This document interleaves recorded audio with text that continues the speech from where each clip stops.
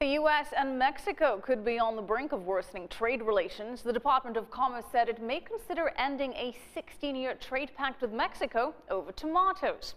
That's after American tomato producers accused their Mexican counterparts of dumping tomatoes into the U.S. market. Franc Contreras reports. Inés Salazar has come a long way from being a homemaker to an entrepreneur. She's the owner of this small-scale business, which produces about 200 tons of Roma tomatoes each year. She prays daily that her 7-year enterprise will thrive. Her crop recently achieved export quality status. But just as Inés and the 5 men she employs set their sights on the lucrative U.S. market, this tomato trade dispute is erupting.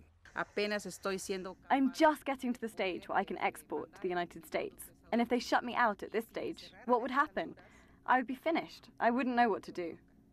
Each year, Mexican growers export nearly $2 billion worth of tomatoes to the United States, where 1 out of every 2 tomatoes consumed comes from Mexico. If the Florida growers have their way, it could have a profound impact on family businesses here in Mexico, sending countless numbers of Mexican workers like these north to the United States, seeking jobs as undocumented workers. A leader of Mexico's National Tomato Growers Association knows Florida is a swing state in the U.S. presidential election, and he says his competitors there are playing politics. It's one of the first times we've beaten them in terms of production, and that's why they want to blockade us. But it's unfair because they're not respecting the free trade agreement.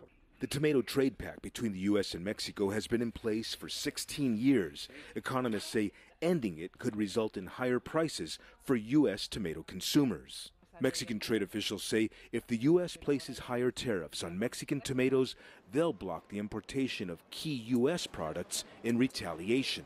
If this turns into a wider trade war between these 2 North American partners, experts say farmers like Inés Sanchez on the lower end of the food chain have the most to lose. Franc Contreras, CCTV, Zacatepec, Mexico.